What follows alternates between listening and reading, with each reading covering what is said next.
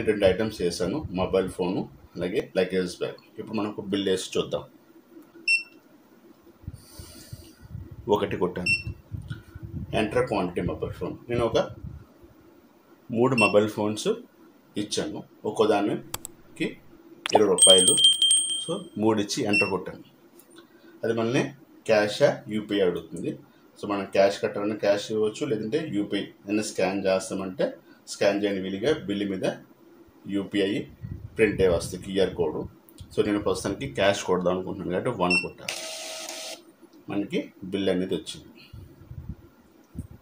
అలాగే మనం luggage bag పెట్టామనుకోండి, 2 లగేజ్ బ్యాగ్ క్వాంటిటీ అడుగుతుంది, 2 ఇది 2 బ్యాగులు.